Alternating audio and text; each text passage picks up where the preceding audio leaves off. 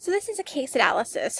A case analysis, again, is going to differ from a discussion board where we're just, talking back and forth with each other, a little informal. A written one is you kind of diving in, you're making your little nose dive, right, like a little mini lecture about it. But a case analysis is something that you don't know about, just up front. So I feel like Stoicism is a great one to have a case analysis for, because a case analysis usually requires you having no knowledge of the situation and you diving into different things to try to figure out what it is, kind of like from more of a scientific analytical point of view. It's very important that you stick to this rubrics. Please go get the template from the orientation module so you make sure you're hitting all the bullets. Okay, so for this one, this is a new one. This one is talking about the manosphere and the femosphere. So remember I had said before that I have noticed that Stoicism is taking a turn, and Stoicism is getting attached to a lot of different things. And it's, from an academic point of view, you hear some of these words and you're like, that's not what that is. And you're like, man, that's so far off from what it is to our lane. It's interesting to see it being used in a different way. Like, I'll give you a quick example. I was just watching a review, Last of Us Season 2 was out, and they were talking about Season 1, and there was a clip, I don't know if anyone has seen this before, but in that clip, they had finally, spoilers, one of the two main characters finally makes it to, like, a compound where a lot of people are, and while they're there, they're looking around, they're seeing everybody, like, doing their part, they're doing their fair share, effort in, effort out type of system, and they were all kind of living together in this kind of communal state. And one of the characters says, yeah, this is our commune, we're communists. And the guy's like, no, we're not. And she's like, yeah, this is a commune, and we're commuting, so we're communists. And I just remember thinking to myself, that's absolutely not what communism is.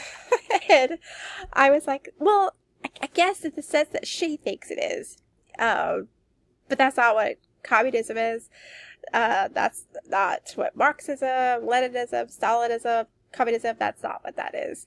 So now, this is kind of what you're doing with this assignment. The manosphere and the femosphere, which I'll be honest, I didn't even know the word femosphere existed. I didn't even know the word manosphere existed until about a year or so ago. So this is all new for all of us.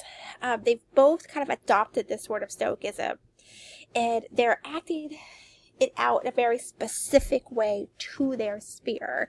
So what you're doing is you're going to do your case analysis. You want to first introduce us to what these worlds are. And then after reviewing what they are, you're analyzing it. Remember, you're not necessarily trying to arrive at the perfect answer. You're just analyzing what you're finding. You're discussing, who are the modern influencers in the manosphere or the femosphere, and how are they altering our original Epictetus ones, provide us with examples of your research to show us how it's changing and the impact that these new ideas from both these sides are having on the original. And then what does that mean going forward?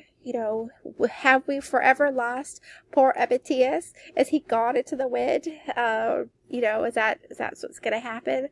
So that's basically what you're doing. Again, you're not necessarily trying to arrive at the perfect answer. You are just researching this new one to see how this old original thing has kind of been appropriated and kind of tweaked to fit a very specific new movement. From both these sides are very much guilty of it. So I'm interested to see what you come up with. I have my own opinion, of course, and I'm ready to see what you guys come up with and how we can mesh our ideas together.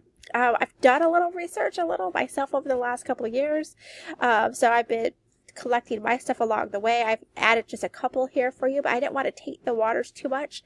As you're working on this and you want some help, or you want like a research buddy, I'm always here to help. So please just let me know. But I said go grab that case analysis rubrics, because you should stay within it a little bit. It's a good guide. I use it myself to kind of keep me narrow. Obviously, if you move a little left or right or tweak it a little to fit your needs, that's perfectly fine too. But it is a good way to keep us kind of focused on what it is the task is, which is to analyze something from a more scientific, reserved spot and just present findings for us to analyze. So, all right.